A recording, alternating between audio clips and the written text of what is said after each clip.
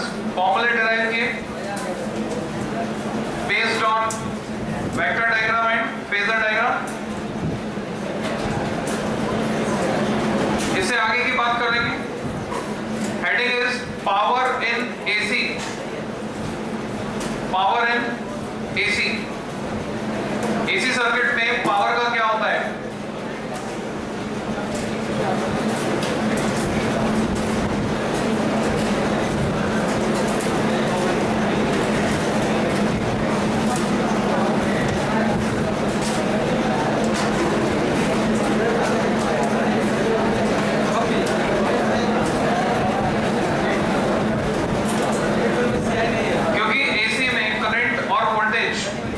लगातार बदलते रहते हैं, तो उन दोनों का प्रोडक्ट जो कि है पावर।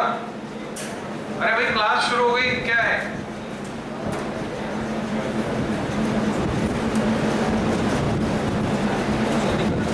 तो पावर भी लगातार टाइम के साथ बदलेगी, तो वो हमें समझना है किस तरह से। तो तुम लिखोगे वी नो दैट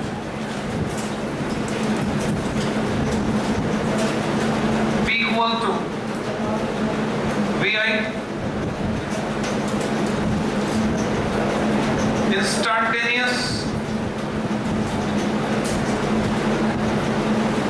power। किसी इंस्टेंट t पर P equal to V की जगह आ जाएगा V0 sin ओमेगा t। अगर मैं करंट को रेफरेंस लेता हूं तो ओमेगा t प्लस 5, वोल्टेज को रेफरेंस लेता हूं तो साइन ओमेगा टी। करंट की जगह आ जाएगा I0 साइन ओमेगा टी। जो मैंने लिखा है उसके बेसिस पे तुम्हें समझ में आ रहा होगा मैंने करंट को रेफरेंस लिया है, पर इस बात से कोई फर्क नहीं पड़ रहा। अगर मैं साइन ओमेगा टी हटा के वोल्टेज के साथ लगा दूं और sine omega T plus 5 current के साथ लगा दूं तो वोल्टेज रेफरेंस हो जाएगा, पावर के एक्सप्रेशन में कोई फर्क पड़ने वाला नहीं। यहां पर मैं देख रहा हूं ये दो टर्म मल्टीप्लाई होकर नॉन लीनियर टर्म बनेगी। मैं इंटरेस्टेड हूं एवरेज पावर निकालना चाहता हूं, तो इसको मैं प्रॉपर फॉर्मेट में कन्वर्ट करता हूं। नेक्स्ट स्टेप में नॉन लीनियर टर्म को लीनियर में बदलना है, तो मैंने ट्रिग्नोमेट्री का फॉर्मूला लगाने के लिए 2 से डिवाइड किया, 2 से मल्टीप्लाई कर दिया। तो ऐसे सिचुएशन में कौन सा फॉर्मूला एप्लीकेबल होगा? 2 sin a sin b।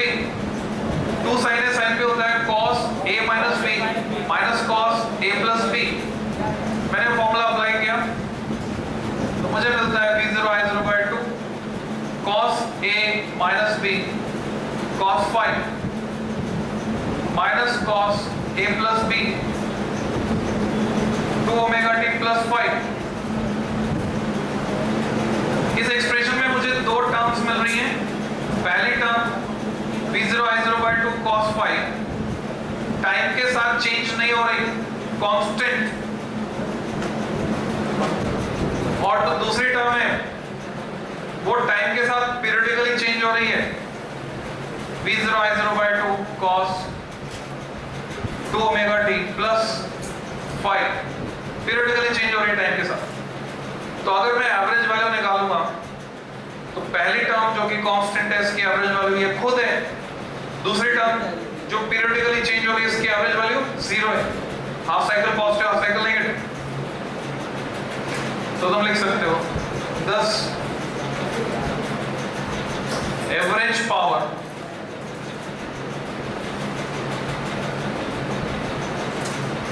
P subscript AV equal to V0। मैंने क्या किया, एक स्टेप और कम करते हुए ये जो 2 था उसको लिखा √2 into √2। लिख सकते हैं 2 को √2 into √2 ब्रेक कर दिया cos 5। रेफरेंस साइड में मेंशन कर दोगे cos 2 omega t plus 5 के एवरेज वैल्यू 0 है, cos 2 omega t plus 5 average equal to 0। तो मेरे पास एक्सप्रेशन आ जाता है एवरेज पावर, जिसको हम एक्टिव पावर भी कहते हैं। एक्टिव पावर V RMS, क्योंकि V0 by √2 होता है V RMS, into I RMS cos phi, ये एक्सप्रेशन मिला। एक होती है एक्टिव पावर, एक होती है इफेक्टिव पावर। तुम्हें पता है इफेक्टिव वैल्यू का मतलब होता है आरएमएस वैल्यू। तो इफेक्टिव पावर किसको बोलेंगे? VRMS, IRMS. तो अगर एक्टिव पावर को मैं इफेक्टिव पावर से डिवाइड कर दूं तो मुझे मिलेगा cos phi। इस एक्सप्रेशन में ये cos phi ही है जो तय कर रहा है कि पावर 0 होगी या मैक्सिमम होगी वीआरएमएस आईआरएमएस के बराबर। अगर सर्किट में सिर्फ और सिर्फ रेजिस्टेंस है, प्योरली रेजिस्टिव, तो phi होता है 0। Phase difference between voltage and current is 0, तो cos phi हो जाएगा 1, मैक्सिमम पावर कंज्यूम होगी। पर अगर सर्किट में इंडक्टर या कैपेसिटर है प्योरली, तो plus pi by 2 minus pi by 2 हो जाएगा phi, जिससे ये 0 हो जाएगी। तो तुम लिख सकते हो here cos phi is called power factor। cos phi is called power factor। ये जो टर्म है पावर फैक्टर्स को अंडरलाइन करो, डैश लगा के लिखोगे। इसकी डेफिनेशन पूछी जाती है एग्जाम में। It is cosine of the phase difference, it is cosine of the phase difference between V and I, cosine of the phase difference between V and I। Full stop, bracket start करके लिखोगे। और it is ratio of, और it is ratio of active power to effective power. It is ratio of active power to effective power, bracket पर। Power factor से related कुछ fact हैं, dash notation में लिख सकते हो। इसको कहते हैं डैश नोटेशन। एक डैश लगाया एक सेंटेंस, अगला डैश लगाया अगला सेंटेंस। तुम लिख सकते हो for circuit containing pure resistance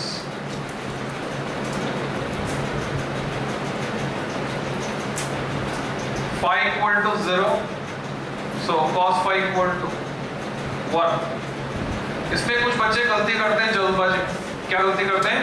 उनसे पूछते बताओ प्योर रेजिस्टिव सर्किट का पावर फैक्टर कितना, तब पार्क से लिख देते 0।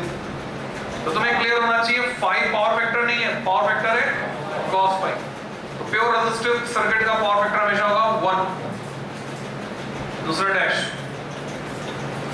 फॉर सर्किट हैविंग, देखो मैं जानबूझ के अलग अलग तरह की लैंग्वेज लिखता हूं जिससे कि तुम अलग अलग तरह की लैंग्वेज बनाना सीखो। यहाँ कंटेनिंग, यहाँ पर हैविंग, मतलब एक ही है। प्योर L और C, जरूर नहीं है कि हम नाम लिखें। phi equal two plus minus pi by 2, तो phi अगर प्लस माइनस पाई बाय 2 हुआ तो cos phi हुआ 0। तो इंडक्टर और कैपेसिटर के साथ एसोसिएटेड एवरेज पावर होती है 0।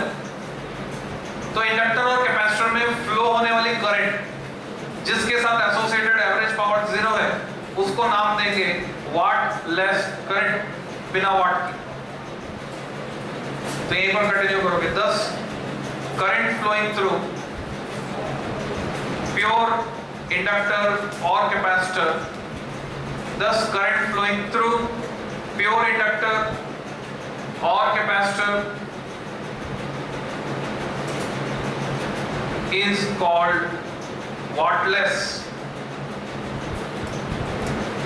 Current flowing through pure inductor or capacitor is called wattless। wattless को अंडरलाइन कर दो, डैश लगा के लिखो।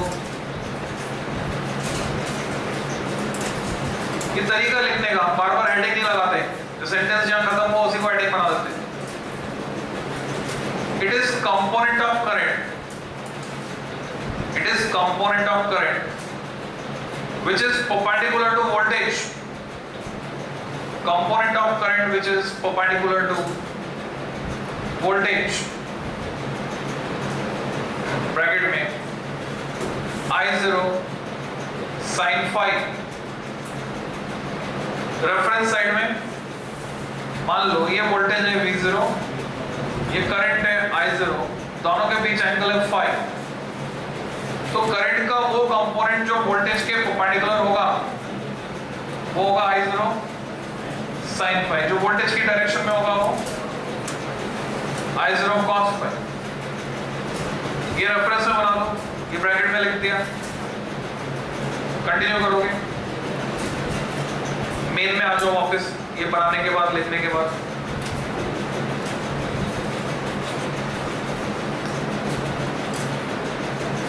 But maximum power is associated with I0 cos phi.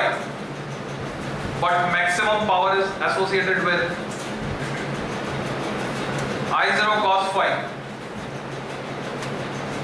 So it is called maximum power is associated, जुड़ी हुई है with I0 cos phi, क्योंकि I0 cos phi और V0 के बीच एंगल 0 है।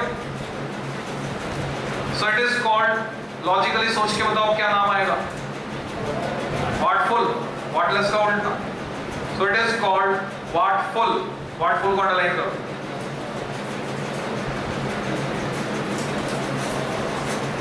डैश रोटेशन में चल रहे थे, अगला डैश सोच कर देखो, cos फाई ज्यादा होना चाहिए कम होना चाहिए? हमारे लिए फेवरेबल क्या है? पावर फैक्टर का ज्यादा होना या कम होना? ज्यादा। तो जवाब है हम पावर फैक्टर को इंप्रूव करने की कोशिश करते हैं। लॉन्ग पावर ट्रांसमिशन में, लॉन्ग डिस्टेंस पावर ट्रांसमिशन में तो एसेंशियल है, जरूरी है, आवश्यक है कि पावर फैक्टर ज्यादा से ज्यादा हो अगर हम चाहते हैं हीट की फॉर्म में एनर्जी का लॉस कम से कम। कैसे वो समझाता हूं, समझाने से पहले स्टेटमेंट लिख दो। To improve power factor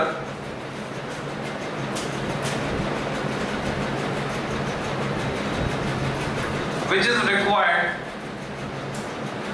required to increase efficiency of power transmission, which is required to increase efficiency of power transmission, we use appropriate capacitor, in circuit में appropriate capacitor लगाकर हम पावर फैक्टर को improve करते हैं, यानी कि बढ़ाते हैं। यहां पर इंप्रूव करने का मतलब घटाना नहीं है, बढ़ाना है। कई जगह तो ये हो सकता है इंप्रूव करने का मतलब कई जगह इंप्रूवमेंट घटाने से आ रहा है तो घटाएंगे, बढ़ाने से आ रहा है तो बढ़ाएंगे, पर यहां पर बढ़ाने से मतलब है। क्यों? लॉजिक से समझो, ये नोट कर सकते हो रेफरेंस में भी, मेन में भी। हमने पढ़ा P होता है VRMS IRMS cos phi, ये है एवरेज पावर। मान लो मुझे 100 वाट का बल्ब जलाना है, तो 100 वाट का बल्ब कितनी पावर कंज्यूम करेगा? 100 वाट। इसमें ये जो फैक्टर है VRMS, इसकी वैल्यू फिक्स है। भारत में 230 वोल्ट, 220 तो कैलकुलेशन में आसानी के लिए ले लेते हैं, एक्चुअल में भारत में 230 वोल्ट। अब बचे ये दो, अगर cos phi ज्यादा हुआ तो IRMS कम से कम चल जाएगा, और अगर cos phi कम हुआ तो IRMS ज्यादा चलेगा। IRMS अगर ज्यादा होगा तो जो हीट की फॉर्म में एनर्जी का लॉस हो रहा है ड्यूरिंग ट्रांसमिशन I2RT ज्यादा हो। हम नहीं चाहते वो ज्यादा हो, हम चाहते हैं IRMS कम से कम। दूसरा, अगर IRMS ज्यादा होगा तो ये जो बिजली के मीटर हमारे चल रहे हैं वो I से चल रहे हैं, तो रीडिंग ज्यादा आएगी, हमें ज्यादा पैसा भरना पड़ेगा बिजली का बिल। हम चाहते हैं cos phi ज्यादा हो जाए, IRMS मिनिमम हो जाए, तो cos phi को मैक्सिमाइज करने की कोशिश करते हैं। हम cos phi ज्यादा से ज्यादा कितना हो सकता है? 1 हो सकता है, कब हो सकता है? तुमने लास्ट टर्न पे एक फॉर्मूला पढ़ा जिसको मैंने स्टार मार्क करवाया था, cos phi इक्वल टू ये 1 हो जाएगा अगर Z R के बराबर हो जाए, Z R के बराबर हो जाएगा अगर X 0 हो जाए। X 0 होने का मतलब सर्किट हो गया प्योरली रेजिस्टिव, तो सर्किट जब प्योरली रेजिस्टिव होगा तब ऐसा होगा। तो जनरली ये cos phi 0.9 के आसपास वेरी करता है।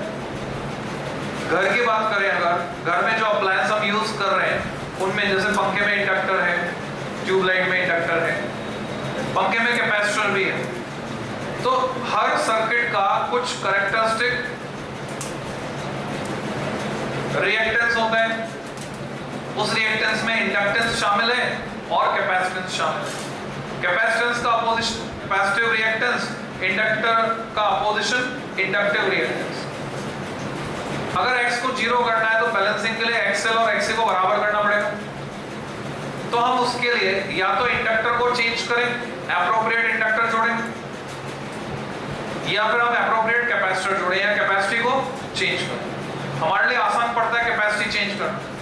इसको तो मैं पढ़ाया था, मैंने कैपेसिटर जब पढ़ाया था एक फॉर्मूला लिखवाया था, रेजोनेंट फ्रीक्वेंसी FR = 1/2 पाई √LC। और वहां पे तुम्हें बताया था जब तुम 92.7 मेगाहर्ट्ज से फ्रीक्वेंसी बढ़ाकर 94.3 या 95 करना चाहते हो तो उसके लिए तुम क्या करते हो, कैपेसिटी को कम करते हो, उससे फ्रीक्वेंसी बढ़ जाती। इंडक्टेंस को कम करके भी बढ़ा सकते थे, पर इंडक्टेंस को चेंज करना थोड़ा मुश्किल होता है। इंडक्टेंस को चेंज करने के लिए जो कॉइल लगाई है उसमें रॉड मूव करवानी पड़ेगी, अंदर चलाना पड़ेगा रॉड को या फिर बाहर निकालना पड़ेगा। वो थोड़ा मुश्किल पड़ता है, बजाय इसके कि ज्यादा स्मूथली हम कैपेसिटी को चेंज करवा पाते हैं। कैपेसिटर की प्लेट्स का ओवरलैपिंग एरिया चेंज कर, प्लेट को घुमा देते हैं, ओवरलैपिंग एरिया चेंज हो जाता है। अगर तुम्हें याद आ रहा हो इस तरह की प्लेट कैपेसिटर की सेमी सर्कुलर, यहाँ पे हिंज्ड, अगर घुमा दिया इस तरह से, ओवरलैपिंग एरिया आधा है क्या, कैपेसिटी आधी हो गई, और घुमा देंगे तो 0 भी हो सकता है। तो कैपेसिटर में कैपेसिटी चेंज करना आसान होता है। तो यहाँ पर भी हम कैपेसिटी चेंज करके cos phi को 1 के पास ले जाते हैं बढ़ाने के लिए, एप्रोप्रिएट कैपेसिटर लगा। तो बाजार में एक डिवाइस आता है जिसका नाम है एनर्जी सेवर। एनर्जी सेवर बनाने वाले दावा करते हैं कि हमारा ये डिवाइस एनर्जी सेवर ले जाके घर में लगा लो तो तुम्हारा जो बिजली का बिल है 20 से 30% तक कम हो जाएगा। और ये इलेक्ट्रिसिटी बोर्ड ने अप्रूव किया हुआ, उनको कोई आपत्ति नहीं अगर तुम घर में एनर्जी सेवर लगा रहे हो तो चोरी का इल्जाम नहीं लगाएंगे कि बिजली चोरी कर रहे हो। इसमें कोई बिजली चोरी नहीं है, उनको कोई आपत्ति नहीं अगर तुम एनर्जी सेवर लगाओ। एनर्जी सेवर बेसिकली क्या है, कैपेसिटर है। 800 रुपए से लेकर 5000 रुपए तक की कीमत के एनर्जी सेवर आते हैं। 800 रुपए वाला होता है फिक्स्ड और जो 5000 रुपए वाला होता है वेरिएबल होता है। अकॉर्डिंग टू लोड अप्लायंसेस घर में कितने चल रहे हैं उसके हिसाब से वो कैपेसिटी चेंज कर सकते हैं। जो महंगा वाला है वेरिएबल पोस्टर्स में लगा हुआ है, घर जाके बिजली का मीटर देखोगे वो मीटर लगातार ये सिंबल इंडिकेट करता है 0.85 से लेकर ये 9 तक जाता है, 9.5 तक जाता है, 9.9 तक भी जाता है। ये क्या है, पावर फैक्टर।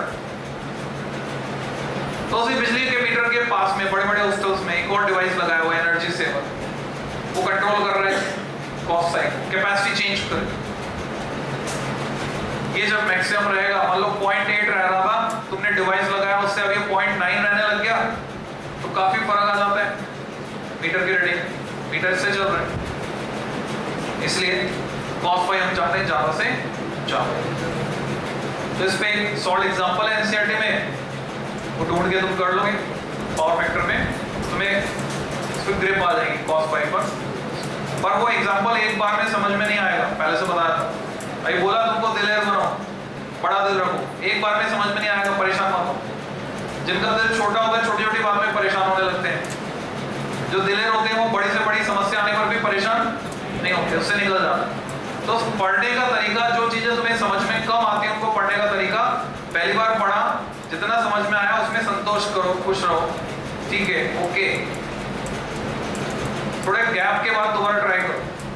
तो अगर ये वाला क्वेश्चन तुम समझना चाहते हो पावर फैक्टर वाला, आज जाके देख लो, जितना समझ में आया ठीक, एक दिन बाद या 2 दिन बाद वापस उठाओ, तुम्हें पूरा समझ में आ जाएगा। ये तरीका है। तो हमने पावर को पढ़ लिया, पावर इन एसी। स्क्रीन पर मैंने दिखा दिया था इंडक्टर और कैपेसिटर की पावर अगर तुम कैलकुलेट करो तो यहाँ पे तुम डायरेक्टली फाई की वैल्यू रखकर कैलकुलेट कर सकते हो। रेजिस्टेंस के लिए कैलकुलेट करो तो फाई को 0 रखकर कैलकुलेट कर सकते हो। तो यही वैल्यूज आ जाती हैं जो अभी लिखी है। Next article LCR series resonance.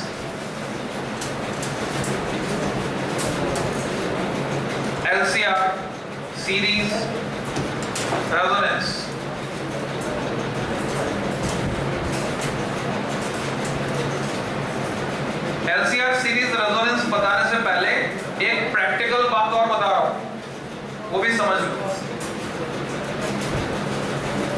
DC को कंट्रोल करने की बात थी तो हमारे पास एक ही डिवाइस था, एक ही कंपोनेंट था, उसका नाम रेजिस्टेंस। रेजिस्टेंस से हम डीसी को कम कर सकते, बस बढ़ा तो सकते हैं, कम कर सकते, और वो रिकवरेबल नहीं हो, एनर्जी का लॉस हो जाता उसमें हीट के फॉर्म।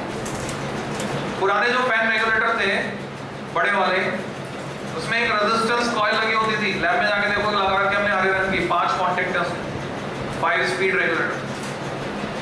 तो पंखे को अगर धीरे करना है तो रेजिस्टेंस बढ़ा देते थे सीरीज में, पंखे की स्पीड कम हो जाती थी, वो रेजिस्टेंस गर्म होता था, तो उसका फायदा ऐसे उठाते थे कि कंज्यूम करने के लिए उस हीट को मच्छर भगाने की गुड नाइट की मैट रख देते थे रेगुलेटर पे, वही ऑपरेट होती रहती, गुड नाइट की मशीन खरीदने की जरूरत नहीं पड़ती। बाद में जब इलेक्ट्रॉनिक रेगुलेटर आ गए, क्योंकि हमें पता है पंखे में तो एसी है और एसी को कंट्रोल करने के लिए जेड चाहिए, तो आर के अलावा 2 एलिमेंट और है जो जेड को कंट्रीब्यूट कर रहे हैं, एल और सी। तो हम एल और सी से भी तो कंट्रोल कर सकते हैं। तो हमने नया रेगुलेटर डिजाइन किया जो बेस्ड है इंडक्टर और कैपेसिटर पर, और उसमें हीट की फॉर्म में एनर्जी का लॉस नहीं होता। पुराने रेगुलेटर में 5 पे पंखा चलाओ या 1 पर, मीटर की रीडिंग में कोई ज्यादा फर्क नहीं, थोड़ा फर्क तो आता है, बहुत ज्यादा फर्क नहीं आता। नया वाला जो छोटा वाला रेगुलेटर है जो बेस्ड है एल और सी पर, क्योंकि एल और सी के साथ एसोसिएटेड एवरेज पावर 0 है, कुछ कंज्यूम नहीं कर रहे। तो अगर कूलर भी चला रहे हो और तुमने वो वाला रेगुलेटर लगा दिया, इन्वर्टर से चलाना है कूलर, कम स्पीड पे चल जाएगा क्योंकि पावर कम खींचता है। तो बिजली के बिल में रीडिंग 1 पे चलाओगे तो कम आएगी, 5 पे चलाओगे तो ज्यादा ही, अकॉर्डिंग जितना कंज्यूम करो। तो यहाँ पर पावर फैक्टर के 0 होने से फायदा मिल रहा है, क्योंकि एल और सी के साथ एसोसिएटेड एवरेज पावर 0 की प्रैक्टिकल एप्लीकेशन। तो वापस यहाँ पे आके तुमने लिखा सीरीज रेजोनेंस सर्किट, ब्रैकेट में लिखो कंडीशन फॉर रेजोनेंस। पूछो एलसीआर का पावर फैक्टर, एलसीआर का पावर फैक्टर, एलसीआर का ही तो है, किसी का भी हो सकता है। 5 जो है उसका कोसाइन लेते ही वो बन जाएगा power factor. 5 is the phase difference between V and I, LCR में भी 5 होता है, तुमने निकाला था tan inverse XL minus XC upon R। अब तुम इसका कॉस ले लो तो बन जाएगा पावर फैक्टर। तो एलसीआर सीरीज रेजोनेंस ब्रैकेट में कंडीशन फॉर रेजोनेंस 2 नंबर में पूछा जाता है, फिर 1 नंबर में ग्राफ आता है। तो पहले ये सर्किट बना लो, सीक्वेंस तुम्हारी मर्जी है, कोई सा भी रख सकते हो, L C R।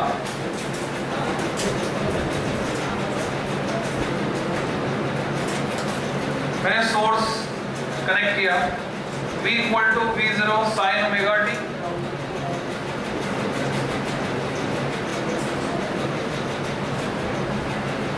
रेजोनेंस की कंडीशन निकालने से पहले रेजोनेंस का मीनिंग पता होना चाहिए।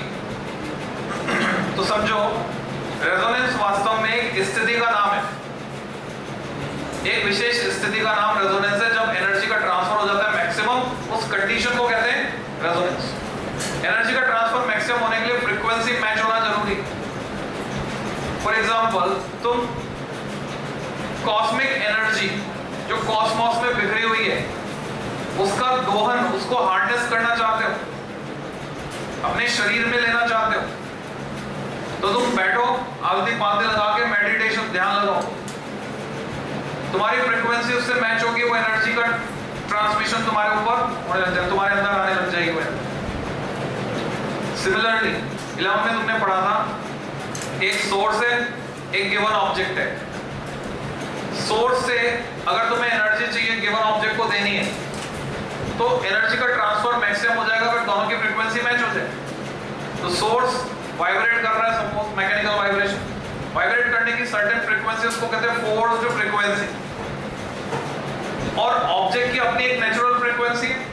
अगर वो फोर्स फ्रीक्वेंसी उस नेचुरल फ्रीक्वेंसी के बराबर हो गई, ट्यूनिंग फॉर्क को बजाया, रेजोनेंस कॉलम के ऊपर लेके जा रहे हो, एयर कॉलम की एक नेचुरल फ्रीक्वेंसी है, ट्यूनिंग फॉर्क की फ्रीक्वेंसी है, फोर्स फ्रीक्वेंसी, दोनों बराबर हो जाएंगे, तो सीटी की आवाज एक तेज आवाज आएगी, तो हम बोलेंगे कंडीशन ऑफ रेजोनेंस, क्योंकि एनर्जी का ट्रांसफर मैक्सिमम हो। ऐसे इलेक्ट्रिकल रेजोनेंस होता है, जब तुम 92.7 ट्यून करते हो तो यहाँ पर सारी वेव्स है, 92.7 की भी है, 94.3 की भी है, 95 की भी है। तो 92.7 वाली जो वेव है अपनी एनर्जी का मैक्सिमम ट्रांसफर रेडियो रिसीवर को करती, तो तेज आवाज में बजने लगता है। जैसे पास में कर दोगे कोई फ्रीक्वेंसी, बैटरी वही है, सर्किट वही है, रेडियो वही है, तो भी आवाज कम हो जाती है क्योंकि एनर्जी का ट्रांसफर खत्म हो जाता है, कम हो जाता है। तो इसको कहते हैं कंडीशन ऑफ रेजोनेंस, जिसमें एनर्जी का ट्रांसफर मैक्सिमम होता है। यहाँ पर रेजोनेंस को समझना है। इलेक्ट्रिसिटी में करंट मैक्सिमम हो जाती है और मैकेनिक्स में एम्पलीट्यूड ऑफ वाइब्रेशन मैक्सिमम होता है। ये सोर्स है, पावर सोर्स, ये इसकी frequency, angular frequency omega, linear frequency इसके अंदर 2πf में f। अगर ये अप्लाइड फ्रीक्वेंसी, ये एक सर्किट है, इस सर्किट की एक नेचुरल फ्रीक्वेंसी है, अप्लाइड फोर्स फ्रीक्वेंसी उस नेचुरल फ्रीक्वेंसी से अगर मैच हो गई तो सोर्स से सर्किट को एनर्जी का ट्रांसफर मैक्सिमम हो जाएगा और उस सिचुएशन में इसमें फ्लो होने वाली करंट भी मैक्सिमम हो जाएगी। तो उसकी कंडीशन अगर हम निकाल लेते हैं तो वही कंडीशन है condition of resonance.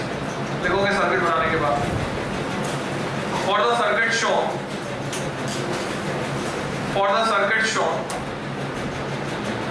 comma, in condition of resonance,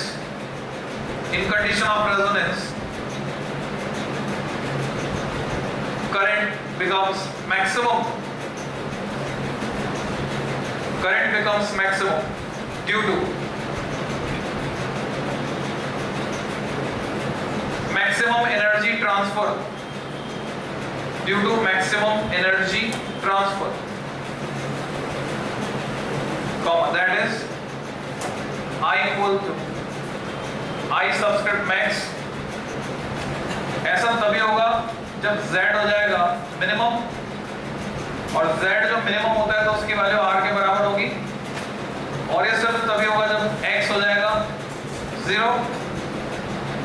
X 0 होने का मतलब है XL का XC के बराबर हो जाना, XL का XC के बराबर हो जाने का मतलब है ओमेगा L 1/ओमेगा C के बराबर हो जाए, इसका मतलब है ओमेगा स्क्वायर हो जाएगा 1/LC।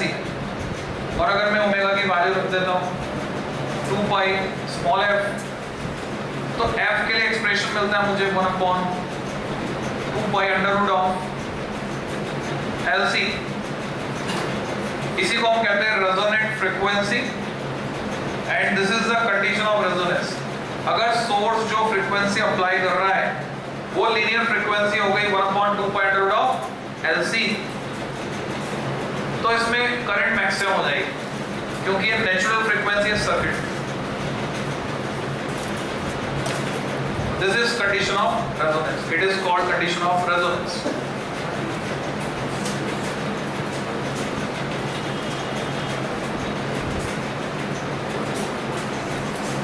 अब हमको ग्राफ खींचना है।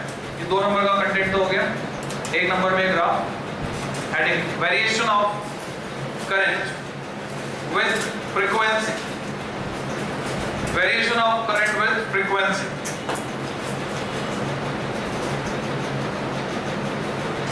अगर तुम दिलेर बनना चाहते हो तो कम से कम चौथा पेज या आधा पेज इस्तेमाल करोगे ग्राफ बनाने के लिए, जिससे सारी फाइन डिटेल इसमें क्लियरली नजर आ सके। कई बच्चे बहुत छोटा छोटा डायग्राम बना देते हैं। तुम्हारी राइटिंग, तुम्हारा वे ऑफ राइटिंग, पेपर को कंज्यूम करने का तरीका तुम्हारे बारे में सब कुछ बता देता है।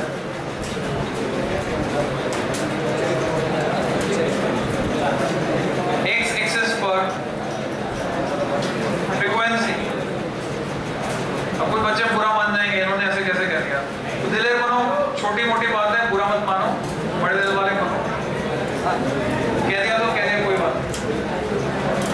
फ्रीक्वेंसी का वेरिएशन करंट के साथ जब भी तुम कोई ग्राफ बनाओगे तुम्हें पता होना चाहिए उसका स्टार्टिंग पॉइंट कहां से स्टार्ट होना है, उसका एंड पॉइंट माइंड में क्लियर होना चाहिए, फिर उसका वेरिएशन। तो जब फ्रीक्वेंसी 0 है, करंट के बारे में कंक्लूड करना है करंट कितनी होगी। हमारे पास ये सर्किट है, अगर फ्रीक्वेंसी 0 होगी तो ये हो गई डीसी, डायरेक्ट करंट।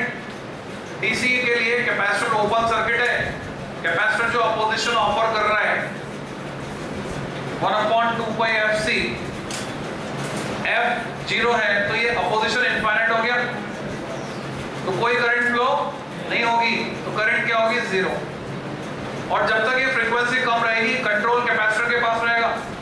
अब धीरे धीरे फ्रीक्वेंसी बढ़ा रहा हूं, XC थोड़ा थोड़ा कम होता जाएगा तो करंट बढ़ती जाएगी।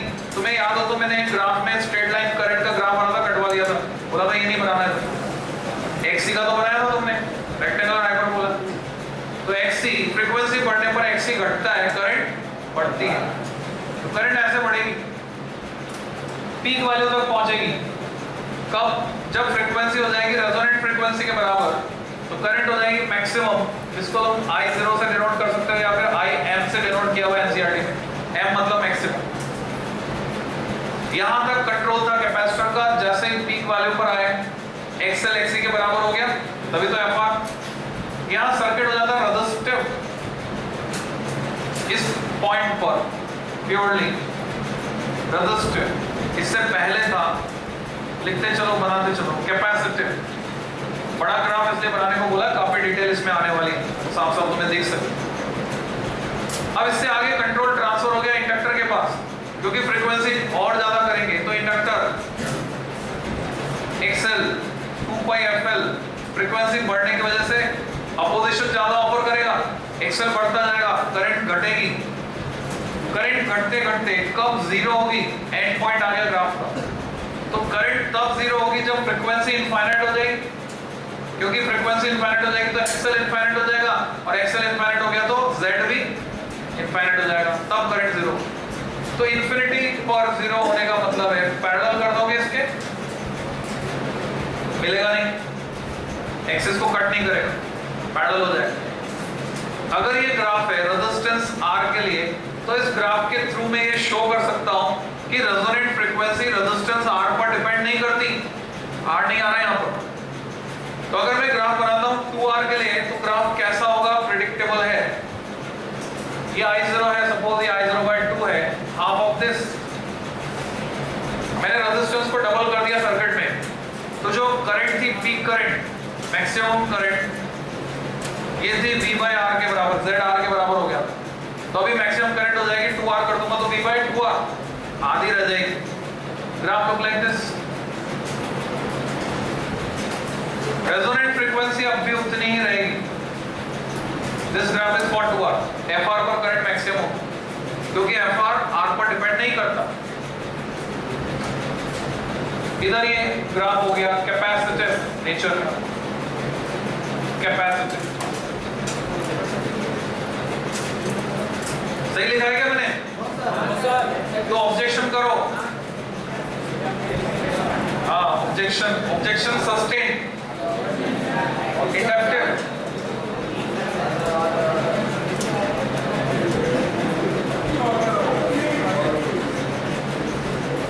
अब अगर मैं IRMS करंट यहाँ पे इंडिकेट करता हूँ, ये 50% या 100%, तुम जानते हो RMS होता है 70.7%, इन दोनों के आधे पर 70%, तो 70.7% से थोड़ा सा नीचे होगा। इसको मैं लिखता हूँ IRMS, और IRMS के कॉरस्पॉन्डिंग स्ट्रेट लाइन खींचता हूँ। ग्राफ दो जगह कटता है, इन कटान बिंदुओं यानी पॉइंट ऑफ इंटरसेक्शन के कॉरस्पॉन्डिंग दो फ्रीक्वेंसीज मुझे मिलती हैं, जिनको मैं मार्क करता हूँ F1 and F2। In frequencies को कहते हैं हाफ पावर फ्रीक्वेंसीज, क्योंकि इन फ्रीक्वेंसीज पर पावर पीक पावर की आधी हो जाती है। कैसे समझो? जब फ्रीक्वेंसी F1 है या F2 है तो करंट है IRMS, उस समय वोल्टेज होगी VRMS, तो पावर होगी VRMS IRMS, यानी V0 I0/2, जबकि पीक पावर होगी V0 I0, तो पीक पावर की आधी हो गई, इसलिए बोलते हैं हाफ पावर फ्रीक्वेंसीज। और ये जो गैप है, जितना इधर होता है उतना ही इधर होता है, और ये टोटल को बोलते हैं बैंडविड्थ। F2 - F1 को कहते हैं बैंडविड्थ। उसको हम रिप्रेजेंट करते हैं सिंपल डेल्टा ओमेगा से, ऐसे भी दिखाते हैं। 2π से मल्टीप्लाई कर दोगे तो डेल्टा ओमेगा बनता है, अदरवाइज बनेगा डेल्टा F। अब ये बैंडविड्थ वही वाली बैंडविड्थ है, कौन सी वाली? जो स्पेक्ट्रम में, जो तुम पढ़ने वाले हो कम्युनिकेशन सिस्टम में, तुमने सीखा है कि 2G की बैंडविड्थ से 3G की बैंडविड्थ ज्यादा है, 3G की बैंडविड्थ से 4G की बैंडविड्थ ज्यादा है। ये वही वाली बैंडविड्थ है, वहां सीखेंगे। अब इस ग्राफ से रिलेटेड कुछ डिटेल्स तुमको लिखनी देखोगे। From the above graph it is clear that From the above graph, it is clear that dash लगा दो पहला point. From the above graph, it is clear that dash first point. Current increases with increase in frequency. Current increases with increase in frequency, comma, attains maximum value. ATTAINS attains maximum value at FR, F subscript R, resonant frequency पर बढ़कर हो जाती है maximum, and then decreases. जो तुम्हें दिख रहा है उसको लैंग्वेज में लिखना है. करंट फ्रीक्वेंसी के साथ बढ़ी, FR पर हो गई मैक्सिमम और उसके बाद घटती, and then decreases. Second point. For small f less than FR, circuit is capacitive. For f less than FR, circuit is capacitive. इसे में कंटिन्यू करोगे, and for f equal to FR, जो समझदार बच्चे शॉर्ट फॉर्म यूज करेंगे.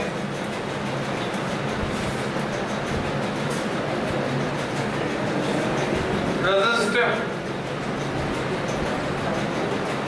and for f greater than FR,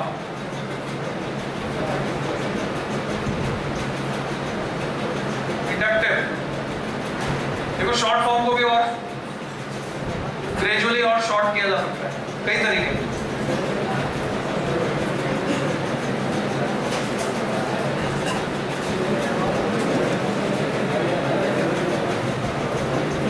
अगला point तुम्हें लिखना है. The frequencies F1 and F2, the frequencies F1 and F2 corresponding to IRMS, frequencies F1 and F2 corresponding to IRMS are called half power frequencies. Are called half power frequencies. And F2 minus F1 is called bandwidth. And F2 minus F1 is called bandwidth.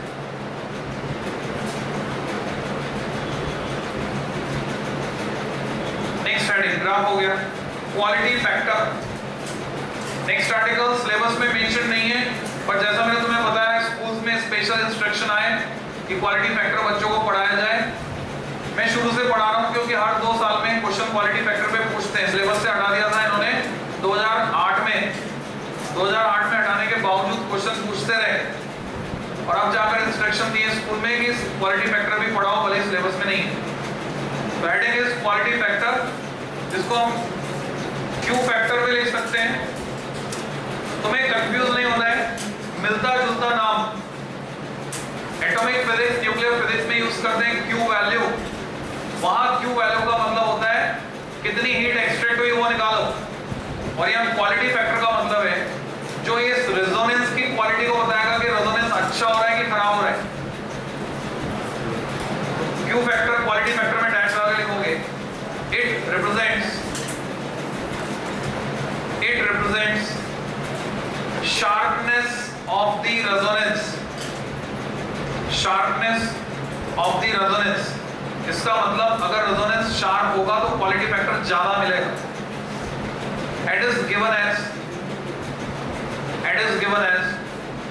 Q equal to FR upon F2 minus F1. Resonant frequency का ratio bandwidth के साथ. इसको मैं कई अलग अलग format में लिख सकता हूँ.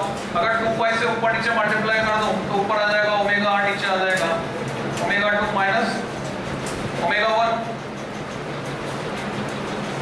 हम इसको ऐसा भी लिख सकते हैं omega r upon twice of delta omega, क्योंकि वो डेल्टा ओमेगा के बराबर है.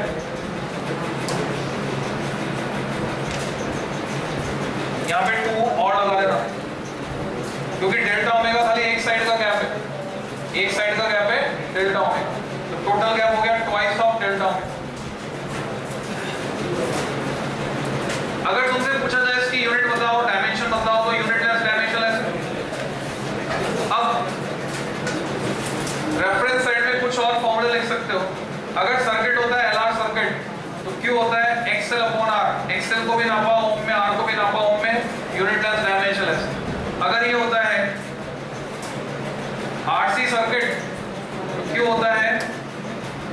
C upon R, 1 upon omega C R में लिख सकते हो, ओम अपॉन ओम, यूनिट लेस, डायमेंशन लेस। इतना जानना काफी, इससे ज्यादा डेप्थ में क्वालिटी फैक्टर में जाने की जरूरत है। एनसीईआरटी में बहुत सारी डिटेल है, सब छोड़नी है, नहीं तो याद रखना। एसी में ये पार्ट खत्म। इलेक्ट्रिकल अप्लायंसेस में ट्रांसफार्मर बच रहा है, एसी जनरेटर हम पढ़ चुके। हेडिंग लगाओ transformer. Next article heading is transformer. 3 number में पूछते हैं तो प्रिंसिपल कंस्ट्रक्शन वर्किंग, 5 नंबर में पूछते हैं तो साथ में एक न्यूमेरिकल और जोड़ देते हैं। It is a device used to step up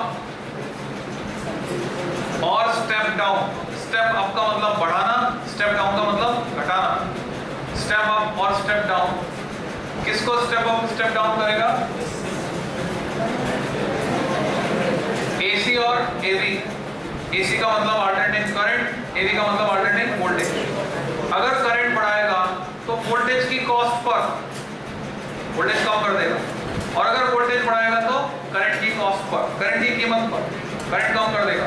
power को मॉडिफाई नहीं कर सकता ट्रांसफार्मर। अगर पावर को मॉडिफाई कर दे तो law of conservation of energy का वायलेशन हो जाएगा। कम पावर देकर ज्यादा पावर ले लेंगे, पॉसिबल नहीं है। तो ट्रांसफार्मर का प्रिंसिपल क्या है? Subheading principal.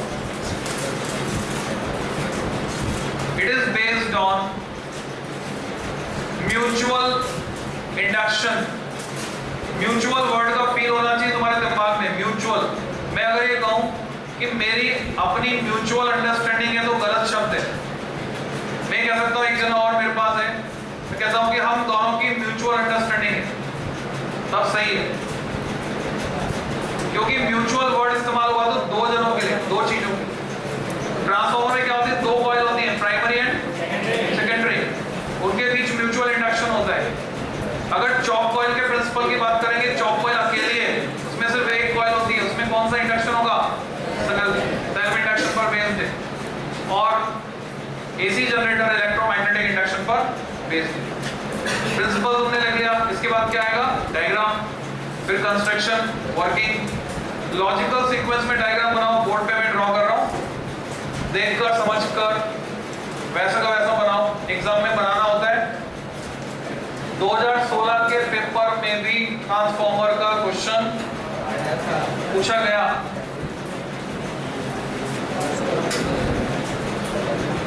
एक स्क्वायर बनाओ,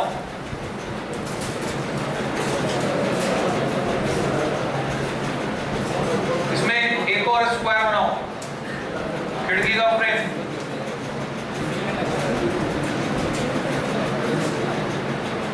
ये कोर है ट्रांसफार्मर की, जिस पर कॉइल को लपेटा जाएगा। इसमें 3D इफेक्ट लगाओ। कोर को लैमिनेटेड दिखाना है हमको। कोर बनी हुई है सॉफ्ट आयरन से, क्योंकि हम चाहते हैं हिस्टैरिसीस लॉस कम से कम हो। इसकी 2 साइड में डबल लाइन करो, फिर ट्रिपल लाइन करो।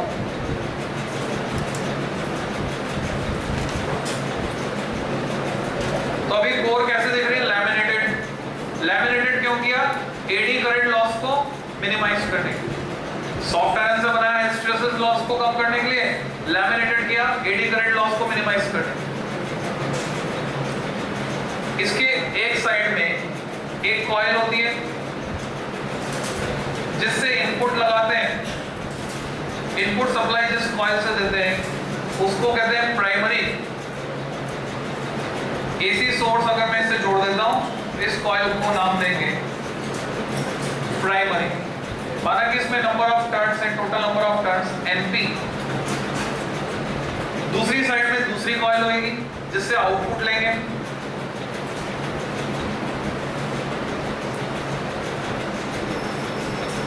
एक आसान तरीका रिप्रेजेंट करने का एक तो ये है, पर लॉजिकली ये गलत है। ये कॉइल अगर ऐसे दिखेगी तो ये इस तरह से नहीं दिखेगी, इसमें टर्न्स दूसरी साइड देखेंगे। अगर तुम वैसा बना सकते हो तो बेटर, नहीं तो एटलीस्ट ऐसा तो बना नहीं। यहां से आउटपुट ले रहे हैं, इसको बोलेंगे सेकेंडरी। ट्रांसफार्मर वैसे तो 2 तरह के हैं, step up and step down. एक और कैटेगरी है core type and shell type. इस ट्रांसफार्मर को कहते हैं कोर टाइप। इन दोनों कॉइल्स के बीच कोई इलेक्ट्रिकल कांटेक्ट नहीं है, इनके बीच मैग्नेटिक कांटेक्ट है और वो भी थ्रू दी कोर। उस मैग्नेटिक कांटेक्ट को तुम यहाँ पे रिप्रेजेंट करना चाहो, ऐसे दिखा सकते हो डॉटेड लाइन से। जितना भी मैग्नेटिक फ्लक्स प्राइमरी डेवलप कर रही है वो इस कोर के थ्रू जाकर लिंक हो रहा है सेकेंडरी के साथ, तो इसको हम कह सकते हैं मैग्नेटिक लिंक।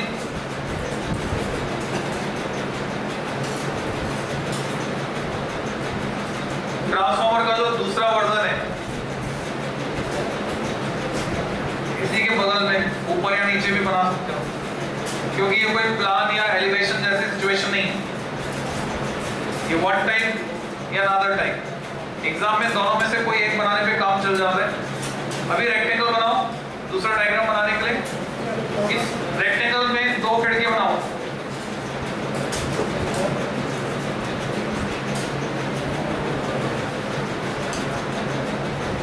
स्पेशल इफेक्ट डालो, हाँ बोलो। Magnetic link NP NS core primary secondary core type. OP क्या है, ओपी नहीं जानते क्या? एक कान खींचो, ओपी याद आ जाएगा। देखो आजकल टीचर लोग कान नहीं खींच पाते, कान के खींचने के पीछे साइंस थी। यहाँ पर दिमाग का प्रेशर पॉइंट होता है, माइंड को एक्टिवेट करता है। खुद ही खींच दिया करो अपना कान। जब गलती करो कुछ याद नहीं आए तो दायां कान खींच के देखो, शायद याद आ जाए। नहीं आए तो बायां कान खींच के देखो, कुछ ना कुछ याद आएगा। हम चाहते हैं कि सारा का सारा फ्लक्स एसोसिएट होता है। तुमको एक फॉर्मूला याद आएगा, नहीं याद आए तो कान खींचना। M equal to K times under root of L1 ये था coefficient of coupling, और हम चाहते हैं coefficient of coupling मैक्सिमम हो जाए, 1 हो जाए, बोलते हैं टाइट कपलिंग। तो प्राइमरी जितना भी फ्लक्स डेवलप कर रही है, अगर मैं चाहता हूँ सारा का सारा सेकेंडरी के साथ लिंक हो जाए, तो हम क्या करते हैं, प्राइमरी के ऊपर ही सेकेंडरी को लपेट देते हैं।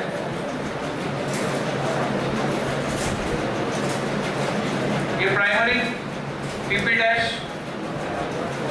तुम्हारे पास दो अलग अलग रंग के पेन है तो ठीक है, नहीं तो इसको डॉटेड लाइन से बना सकते हो, और जो सेकेंडरी है उसको फर्म लाइन से बना सकते हो। इसी के ऊपर सेकेंडरी को लपेट दिया।